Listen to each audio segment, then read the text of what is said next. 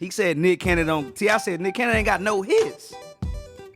Do you agree? Do you think that Nick Cannon ain't got no hits? Nah, he got a hit. This one playing right here. Gigolo, boy, with Nasty, man. I'm a gigolo, spending lots of dough. Hopped up on this podcast flow.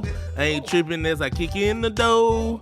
Yes, got marble looking flows. J tips on my feet. Yes, sir. The cipher got complete. Nick Cannon, he got a hit. Don't look at me with that shit on your face like I don't know what I'm saying. Ain't tripping, no I ain't playing cause I'm serious. And I mean what I said. Ain't tripping, fresh breads on my head, shout out Cookie. Got some nookie. Ain't tripping, what's up Snooki from MTV. Remember that show? I ain't even tripping, yes sir, on my flow.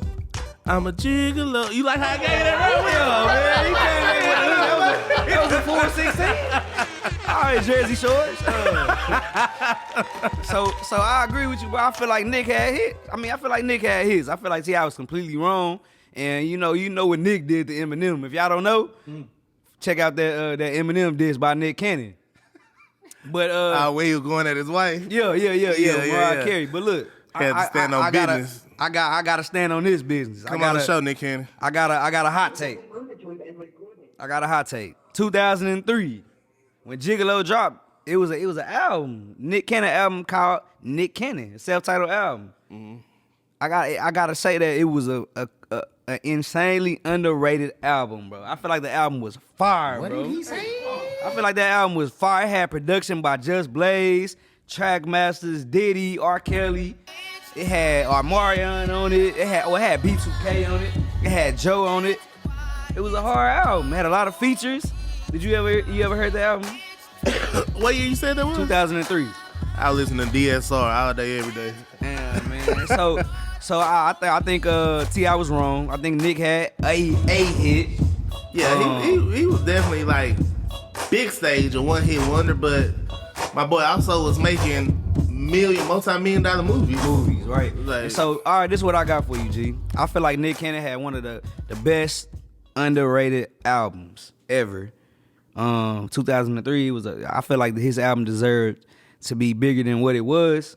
It had great production, great features, and it had a great single. It had more than one too. It had 3.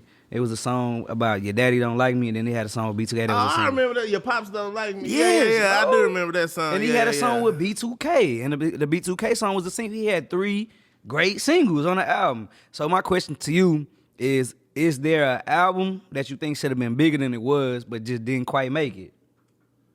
Damn, that's a good question. It's I'm sure it is. I know we was album guys, so I know it's an album that you felt like should have just like been bigger than what it was, but it wasn't.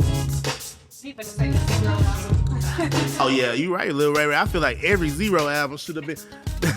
The Life of Joseph McVeigh should have been bigger. Come on, man, give us a real. Hey, it's real. That's real. I was gonna say I am serious. Give us a major one. I don't know, cause you put me on the spot. What about Sorry 2004? Wasn't that the name of the album? Is that even a platinum album, Ruben Studdard? I know you was heavy on the Ruben, bro. Yeah. Sorry 2004. Yeah. Nah, I doubt it. I don't think he went platinum at all. Nah, that's a good pick right there. Man, shout out my boy Lee Deezy and Yellow. We used to jam that album tough in high school, bro. Shout out Big Bad Ruben Studdard, man. Sorry 2004 was a hard song. It was. That's like, a good one. That whole album was good. I've heard you say it before, and that's why I'm saying I know you gotta have some ones that you were just like, this should have been way bigger than what it was. Yeah, you just put me on the spot. That's something I would have had to think about. I think a lot of Genuine albums was like that too, though. Like he had good singles, and then people never listened to the whole album. But The Singer was an amazing album, I think. What you got, Colin?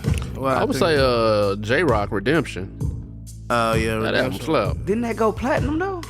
Did it? I have no idea. I don't think it went platinum. That was a really good album, bro. If it went platinum, disregard that. But like, that's a good one. That's one I went into with not a lot of like, you know what I'm saying, fanfare, thinking it was just gonna go hard like that. See, but even talking about T.I., I think after like Urban Legend and around that era, after he got past that, people kind of was like, T.I. ain't got it no more.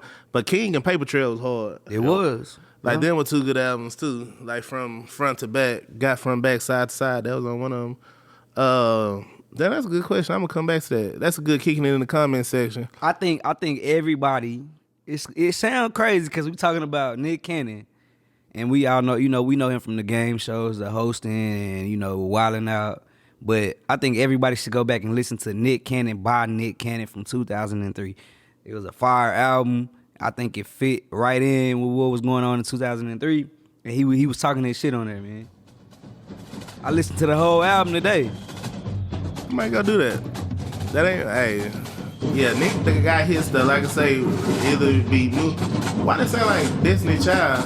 Can you keep up? Can let me lose my breath. What it sound like? That's not Nick Cannon. This drum line, huh?